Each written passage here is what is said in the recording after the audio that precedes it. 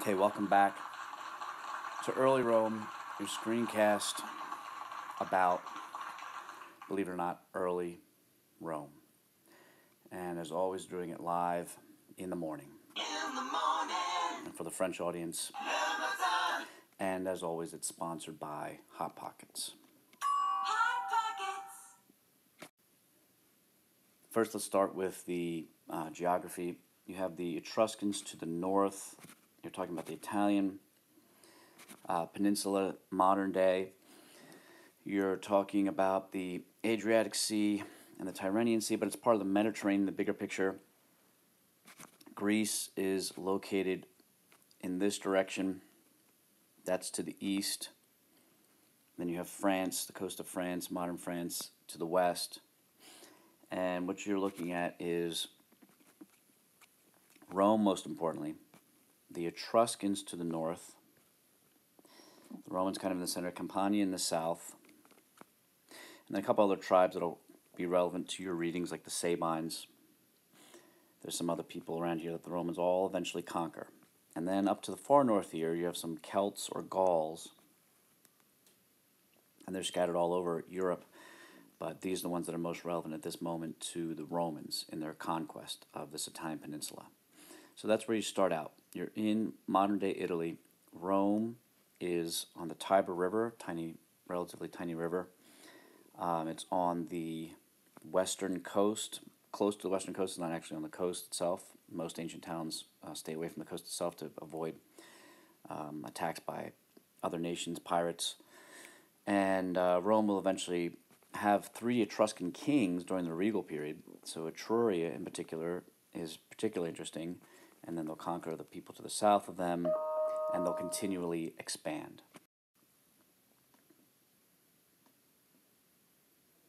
So here you have the expansion.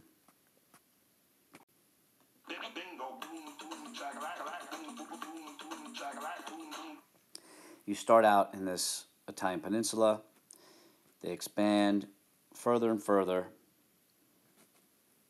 Their main enemy at one point is the Carthaginians in northern Africa, and they continue their expansion over hundreds of years.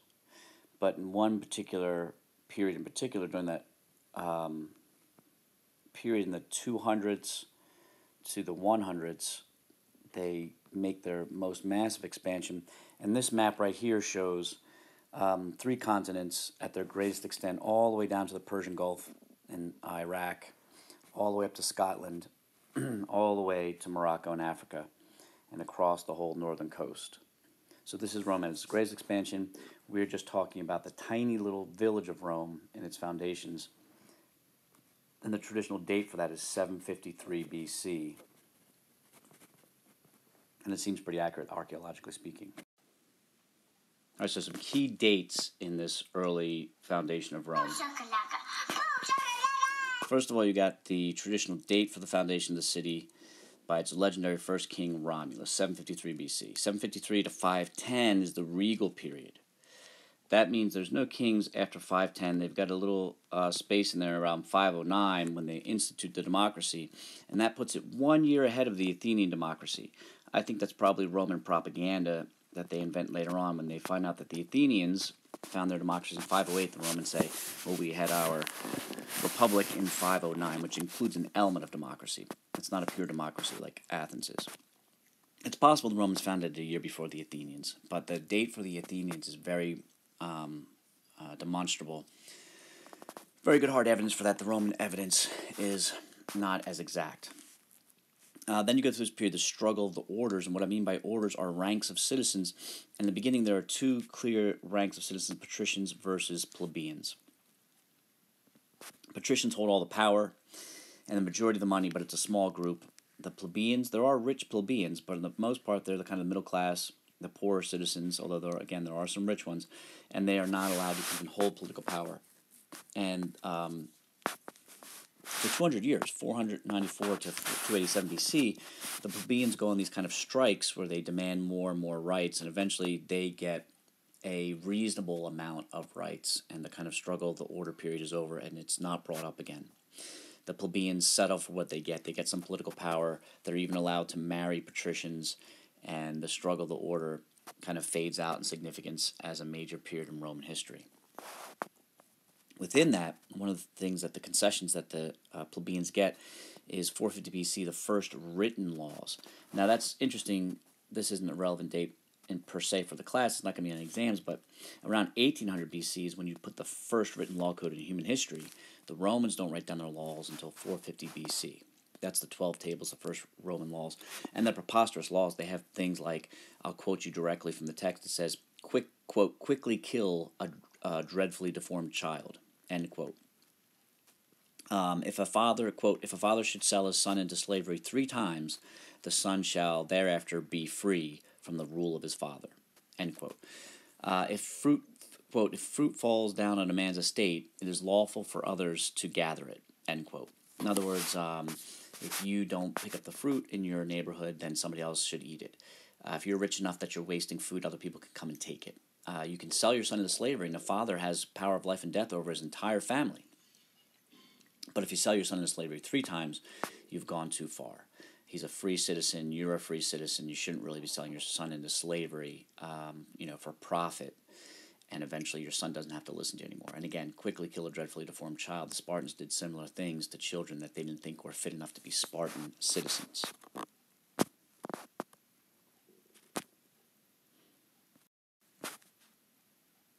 All right, first the 7 kings.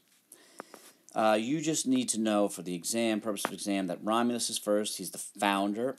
If you make it into this kind of caricature of history, which the Roman legends kind of do, you'll know that he's mostly the military practices guy. He founds all the military traditions, whereas Numa, the second king, is credited with the religious practices. He even talks to a nymph who, dictates to him some religious institutions to establish in Rome.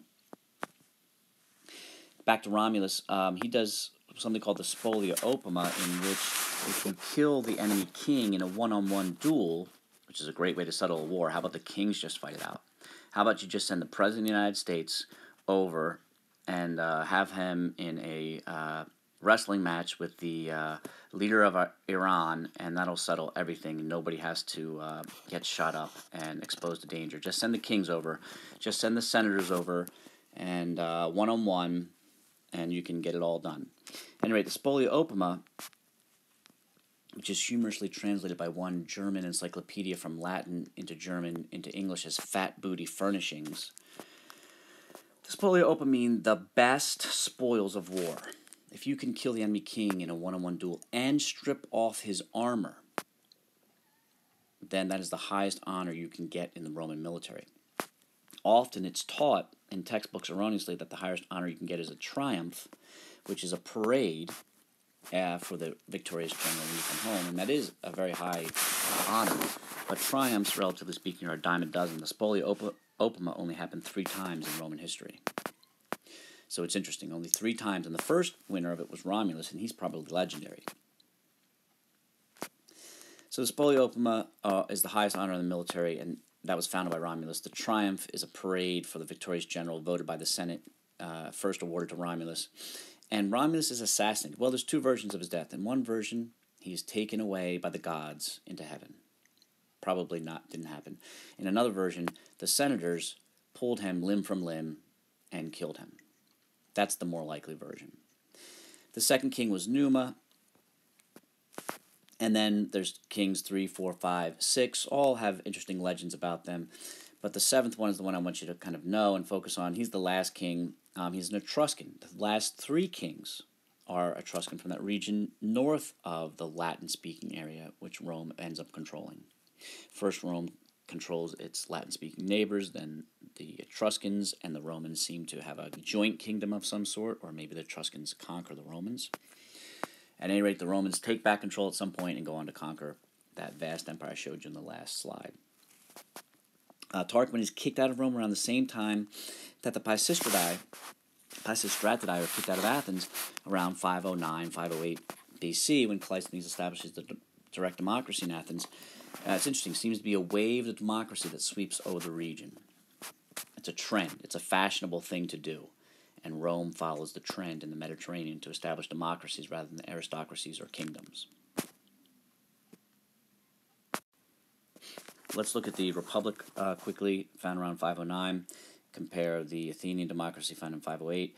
What you've got is, according to Polybius, that's a Roman author that you've read, Rome is a mixed constitution, or what he calls a republic, or what the Romans rather call a republic, which literally just means the public thing, the public affairs, the public business. Re means thing, stuff, business. Publica means public. At the top, you have this monarchical element.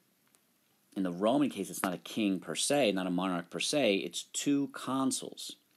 And their main job, really, and the most prestigious job, just like in Sparta, is to direct the warfare, to be on the battlefield, to be in the front lines, to be killing people with your bare hands if necessary, and to be doing the most dangerous work, to be sharing the most dangerous work with the soldiers. Again, compare that to what Dwight Eisenhower's probably doing on D-Day in World War II. He's probably sitting at a desk, sipping a coffee and relaxing compared to the people that are getting shot at and jumping out of planes.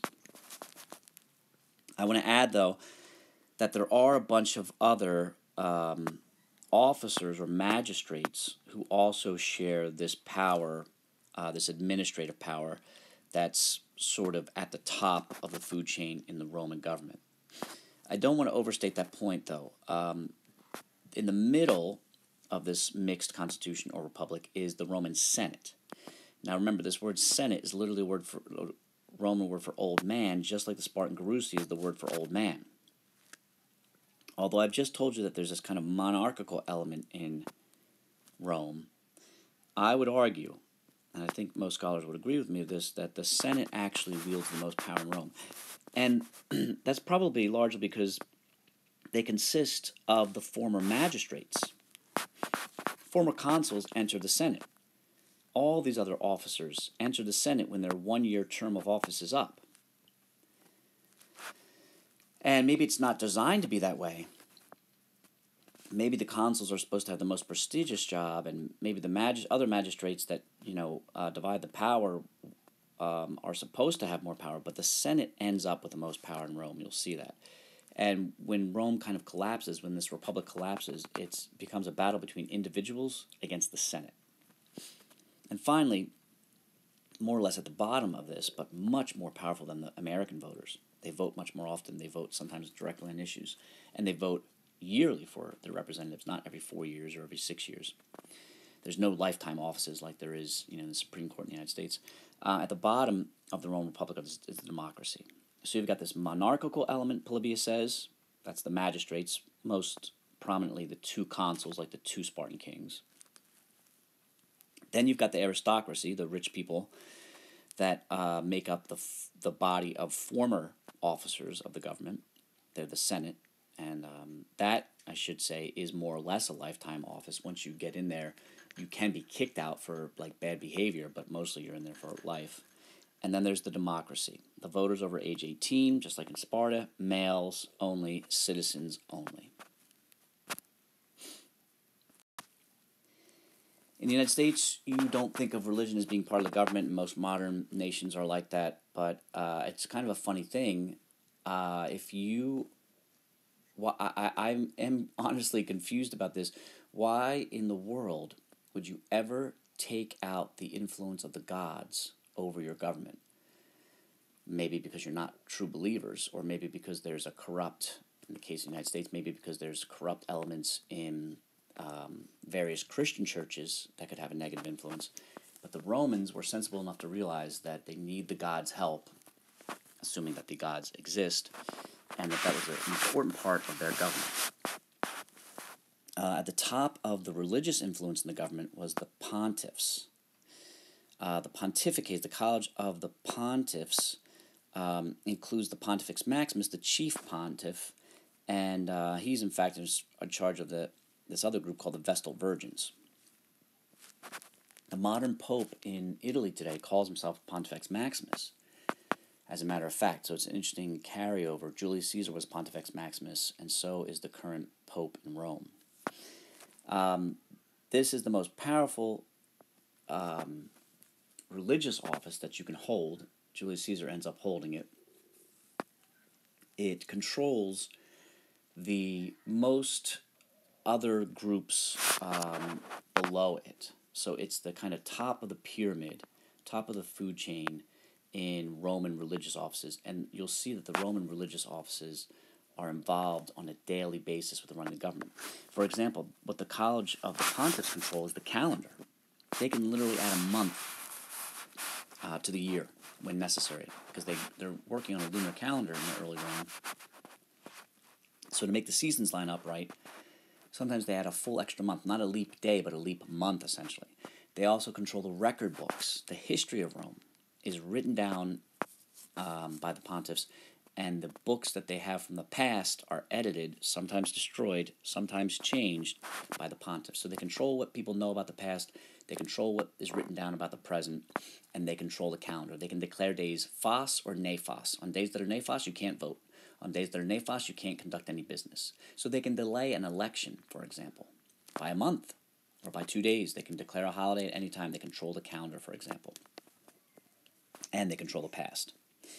The Vestals are the Vestal virgins. They're from rich girls from prominent families that are chosen to, they can never have sex because you can't be preoccupied with the husband and children running around and do their job. Their main job is to keep a fire burning in Rome that's symbolic for the safety of Rome. If that fire goes out, everybody dies. There's destruction and death for Rome if that fire isn't kept burning, so that's kind of their most important sacred job. But they also have something to do with the transfer of property. People deposit their wills, the Vestal Virgins. The Vestal Virgins can then perhaps alter those wills. They can read them, they can omit what needs to be spoken out loud, and for an illiterate public, that's a lot of power that the Vestal Virgins control. The augurs perform inaugurations, which is also what you do in the United States, which is kind of funny. And you'll note that the inauguration of the president is done outdoors. Augurs talk to birds or look at birds and see where they fly. They see where chickens eat. They throw some food down. Romans literally have sacred chickens. They throw some food down. They see where the chickens eat, and then they say, the decision is thus. The birds have spoken. When an election is held, the augurs make sure that election is valid. They look at the sky. They see where the birds fly. And they can say, the president that you elected is not the correct president. The gods have spoken by means of the birds. That's what inauguration is. In the United States, you'll note that the inauguration always takes place outdoors, even in bad weather. In fact, it's January in Washington, D.C., not a pleasant time to really be outdoors usually. It's a holdover from Roman practices of looking to the gods to say that this election was fair. And the augurs can say that the election was not fair for various reasons. There's other religious offices, but one more I want to mention is the Fetiales. When the Romans declare war, the Fetiales make sure that the gods approve. In other words, the Romans, in their mind, never undertook one single war that the gods didn't say was justified. The Romans don't want to kill people, but if they have to kill people, which they think they're doing in self-defense, they want to make sure that the gods agree. So when they do their elections, they ask the gods. When they do warfare, they ask the gods to make sure that it's all kosher, that it's all good. Key figures in Rome that I'll talk more about are Aeneas. He's escaped from Troy. He went to what the future city of Carthage would be, which becomes Rome's enemy. He falls in love, or I should say Dido, the queen of Carthage, falls in love with him, and then the god Jupiter tells Aeneas he's got to get going. He dumps her, she commits suicide, and that's why Carthage and Rome always hated each other. He ends up founding a city, Alba Longa. Doesn't found Rome itself, but he lands his family in Italy, kind of more down the south in Campania. His son is named Iulus, which is where Julius Caesar's family takes his name. He's also called Ascanius. A lot of these Trojan heroes have two names for some reason. And literally, Julius Caesar traces his lineage back to Aeneas through Iulus rather. His last name, Iulius, means of Iulus. So the Romans trace themselves back to Aeneas and back to King Latinus, where the Latin language comes from, the name. He's a local Italian king. Aeneas marries his daughter, and Latinus allegedly is a son of Odysseus. In some versions, you have this Odysseus traveling around the Mediterranean world for 10 years before he gets back to his home after the Trojan War, and he has all these illegitimate children. Among them are Latinus. And so it's interesting, the Romans look at themselves as the best of all worlds. They're the children of the Trojans and the children and descendants of the Greeks as well. They take the Trojan War and they make it their own legend. Then there's a Dark Age. And who knows what happens then? You learned about the Dark Age already. But after that Dark Age, Romulus is there, and he kills his own twin brother.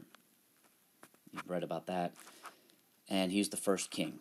He names the city after himself, Romulus. And then there's the second king. We've already mentioned him and his influence on religion. The seventh king, the Etruscan abuser of power. And he's kicked out, this Lucius Tarquinius Superbus, the last king, because his son rapes Lucretia. One night, all the soldiers are sitting around, including the son of Lucius Tarquinius Superbus, and they want to go back and see which of their wives is the best of all the Roman wives.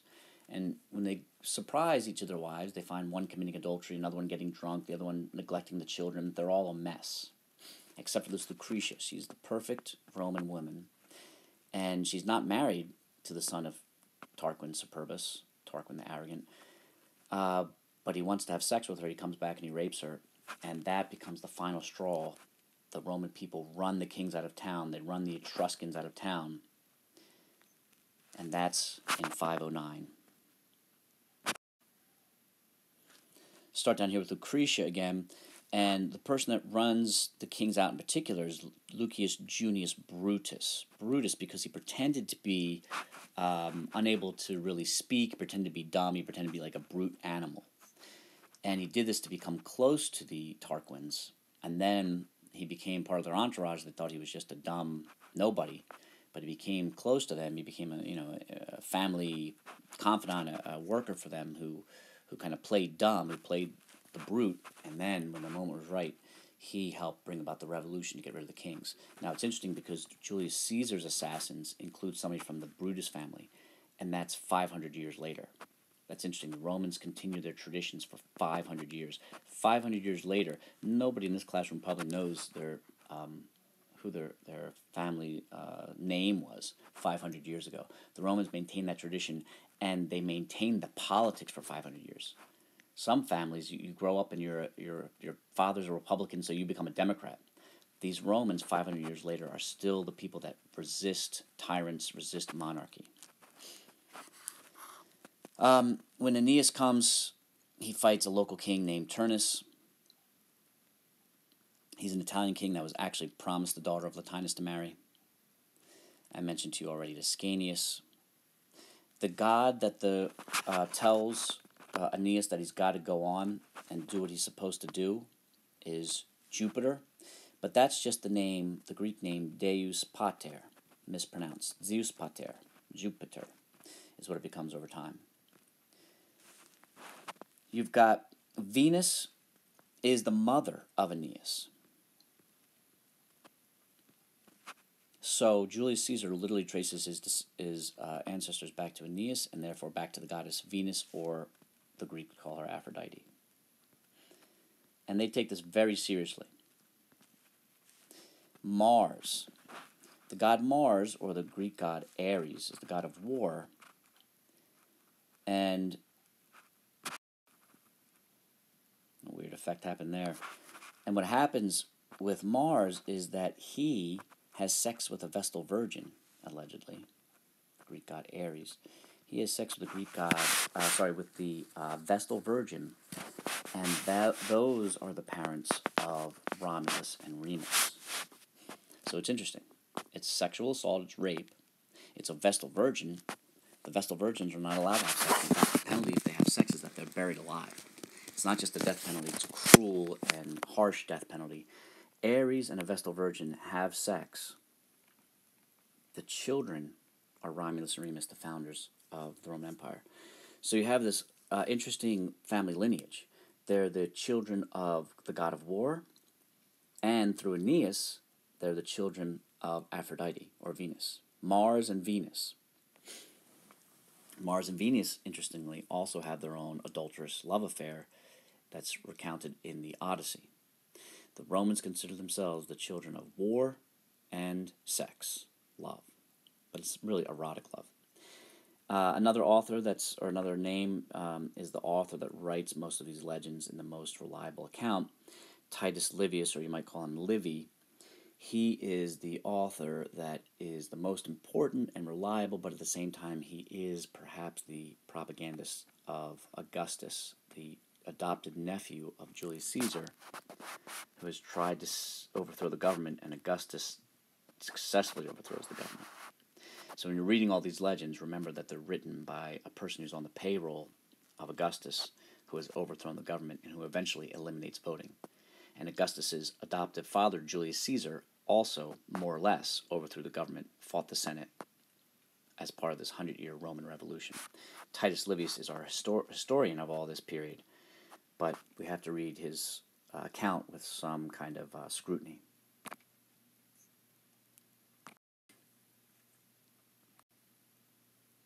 Quickly, the Roman naming system is funny. You have one of 17 praenomens if you're a male. Gaius is one, Gaius Julius Caesar. Marcus is one, Marcus Tullius Cicero. Some of those names obviously continue. Guy continues, Mark continues, Lucas continues. Then you have your family name, Gaius, Julius, and then some people get a kind of nickname or honorary title, which is a cognomen. Caesar has something to do with curly hair or baldness or something like that. Cicero, Marcus Tullius Cicero is a cognomen. Cicero, the cognomen means chickpea. What his grandfather was a chickpea farmer, or he had a chickpea-shaped wart on his nose. You have names like Naso. Publius Ovidius Naso is his cognomen. It means nose. Somebody in his family had a big nose or something. Or you get Africanus, because he's the conqueror of the region that the Romans called Africa, or Carthage, what is now modern Tunisia, not all of Africa. So you get an honorific name for your military exploits, or a family name that distinguishes you from the other branch of your family. Like my name is Sean Lake, but if my family were particularly distinguished, I might get a third name, Sean Lake, and then the branch of the Lake family, the Naso branch of the Lake family, or the Africanus branch of the Lake family. You can get more than one cognomen. At one point you have a guy named Publius Cornelius Scipio Africanus, and his names go on. He's got 3 or 4 cognomens. Another key term is that in the early regal period, between each of the different kings, you had this period of interrex, which makes a lot more sense because 7 kings is unusual for that large of a time span, from 753 to 509. That would be the longest average reign of any kingdom in the world. There was only 7 kings in that period. Chances are there was 7 maybe major successful kings, but there's probably others, and there's probably periods of unrest or instability as well.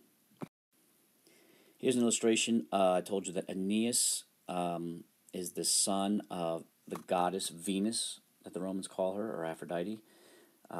His father had sex with Venus, and after that he couldn't walk anymore. So all the pictures you ever see of his father, Anchises, Aeneas has to carry him as they escape Troy.